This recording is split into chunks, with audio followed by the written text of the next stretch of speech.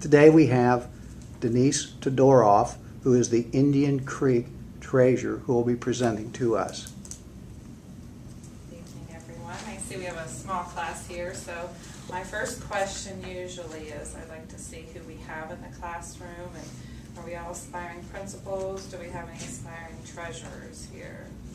No, we don't usually have many of those. I think one time we've had one of those. Everyone's going for their administrative license. All right, so we'll make this as informal as possible. Just interrupt, ask questions, and get through that. Dr. Bourne had asked me to talk about the appropriation measures, a budget, and a forecast, and what those words mean and kind of how they all relate to each other. So just a quick definition of each. The appropriation is the technical, definition is the legal limit for which the board has authorized the district to expend funds. A budget, you kind of hear that word thrown around there too, and it really technically is just a component of the appropriation measure, and it's more or less a defined activity or defined expenditure, such as instructional salaries, instructional benefit, instructional supplies, and so forth. And I'll go into this a little bit more in detail. And the forecast is basically it's the spending plan of the school district. So first we'll talk a little bit about the appropriation measure. Again, it's the legal limit for which the board has authorized the school district to expend funds. And as you all read through your Board of Education minutes, which I know you do, those are fun to read. Treasurer's worst part of the job, we have to type them. So as you're reading maybe your June Board of Education minutes, you might read that the board passed the temporary appropriation measure.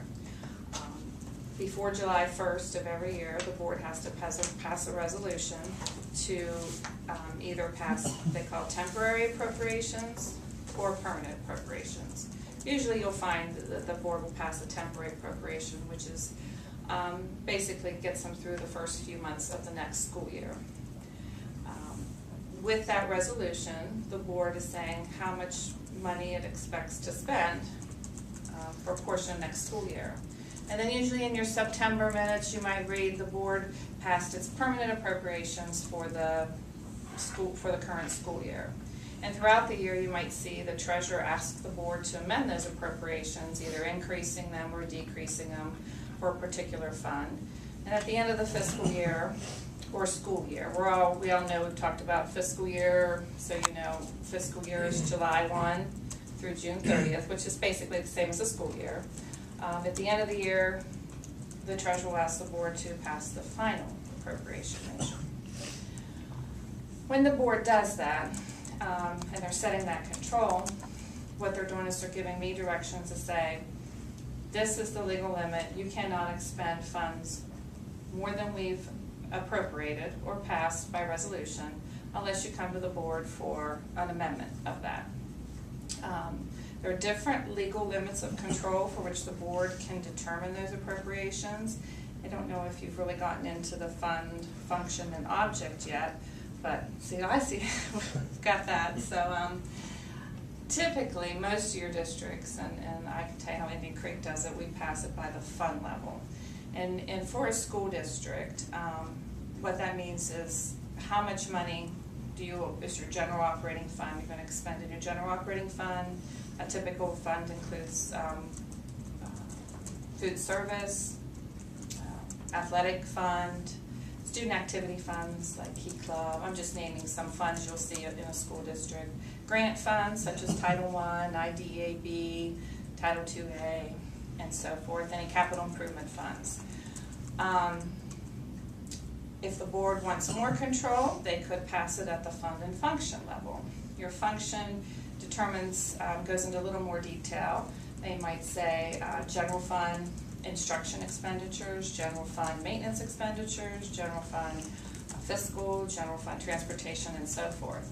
Then there's even a third level. They can do fund, function, and object, which general fund instruction salaries, general fund instruction benefits. So Does that all sound familiar? You've talked about the different levels of a fund, a function, and an object. No? I can talk about that a little bit if you want me to. Okay, at the function level, these are basically is how the accounting structure of government entities are set up. Again, the fund is the main, let's talk about fund accounting first. Fund is the, I call it like the main bucket of money, let's put it that way. So you have your general fund, and you could have, your food service fund, your athletic fund. Let's just talk about those three funds. And is this what we looked at? A form that had them broken down for the expenditures. Is that the same what you're referring to? Yes. Okay. Yes.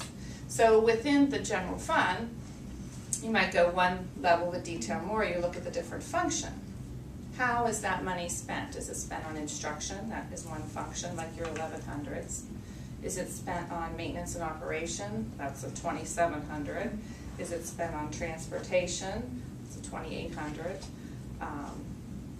Fiscal services are 2500, and so forth. And there are hundreds of account numbers within each of those, but that's just the general overview.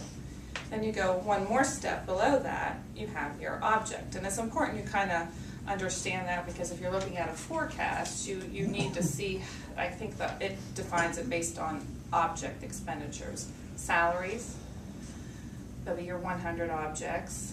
Benefits, your 200 objects. A service, 400 objects. And supplies, 500 objects. And then any capital outlay, 600. There's a miscellaneous one we'll throw in there too. But within each of those objects, again, there's more and more detail. Like in salaries, it goes even further, because you could have regular salaries, extra time, overtime, substitute. There's different accounts within that structure. So anyway, with the appropriation measure, the board determines that level of control. And we talked about the budget, and I guess basically that's what I was talking about as being a component of the appropriation measure. It defines the activity, just like we talked about it, that fund, that function, and that object level of control.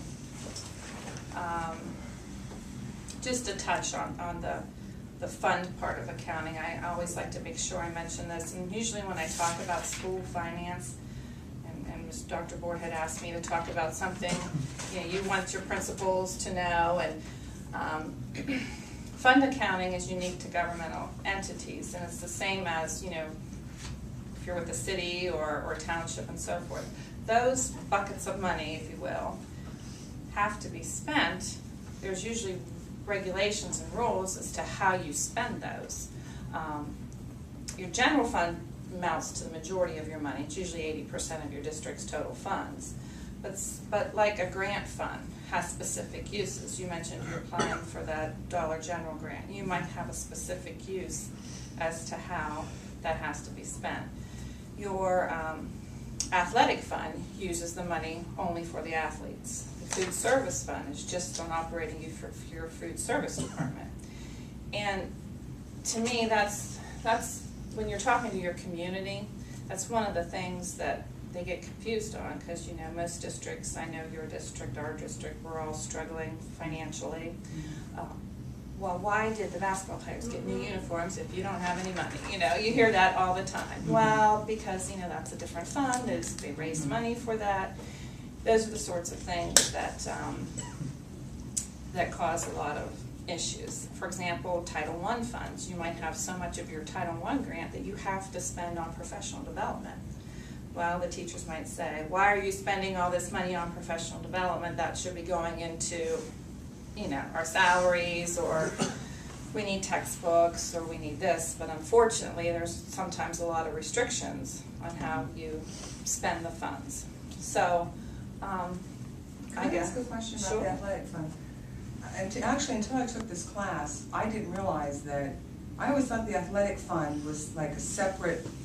I guess I'm thinking in terms of like the boosters. You might be. It's like the money that boosters raise, but that is a separate athletic. That's separate money for the athletes and from the general fund. Then is that correct? Right. What you'll have typically is you might have booster organizations. I know at Indian Creek, some schools, each sport has their own booster organization. I don't know if they do that at Edison. At Indian Creek, we have one booster organization. Those are separate entities. They are not part of the district. They are, as a treasurer, we are not responsible for their funds. They do their own fundraising, they do their own accounting. They're their own, usually a 501c3. They're usually a tax-exempt organization. They're like your PTO. Then, on the district's books, it's not the general fund. There's a fund, it's a 300 fund, and just to throw a number out there, and it is your athletic fund. So the way we have our athletic fund, and I'm sure yours is similar, is you set it up so that you show receipts coming in per sport and expenditures per sport, and it's all in one pot, because typically football brings in the most money, and it kind of helps all the other sports. Tennis. So is that the fund that the coaches would be paid from? No, the coaches are paid from your general fund. Okay, because I'm a coach and I can't even think of the name of it. The contracts that coaches. Thank you. A supplemental. Supplemental. I couldn't think of it. Yeah, so the supplementals come from the general fund. Typically, yes. Okay. Now, I know some districts have asked for their athletic fund or student activity funds to help. I don't know. I'm not sure how Edison does it, because I think they have pay to play. Yes. And I'm not. I don't have that, so I'm not sure how they have that set up. Typically to help offset the cost of the salaries. Some districts charge their the athletic fund for transportation fees, because your transportation is paid out of your general fund, and we do that for field trips. Any organization that wants to go on a field trip, our district right now is funding athletics or any student organization. Like if the debate club had to go somewhere, we do fund that. But if the Spanish class wants to go to the flamenco ballet, we say you have to raise money to pay for that cost of taking a bus there. We do that even with our elementary students. They really Right, we do that too. They really don't do field trips anymore, because they have to go. The teacher has to work so hard to raise money, even for the bus. What we've done with that is our PTOs. And then you might have your principals fund. Each building has a principals fund, which is another bucket of money, and they usually sell maybe it's their concessions, Coca-Cola or Pepsi or whatever you have, or they do elementaries have a sale where they raise some money, and that goes into the building principals fund, and they use that to buy maybe to pay for field trips or to do awards and prizes and things for the students, or even something for the teachers that the district normally wouldn't fund. So, to answer your question, the athletic money is a separate fund, and typically that's, on the books of the district, unless it's something going through the boosters. That's separate and it's outside. So does the state give money for athletic fund every year? No, the state gives no. Okay. No, we'll talk about that in a minute when we get to the Oh, court sorry. has. That's okay. Basically, the money you receive from the state, you might get a grant, Okay. and then you get your basic, it's called the foundation funding, and that's all through your general fund. So we talked about, any questions about the appropriation measure? So it's technically a piece of legislation or resolution that the board passes, and we'll talk about how I work on that, because it's all related to the forecast and the budget and so forth. We talked about what a budget is. It's a component of the of the appropriation, and it's more of a particular expenditure activity.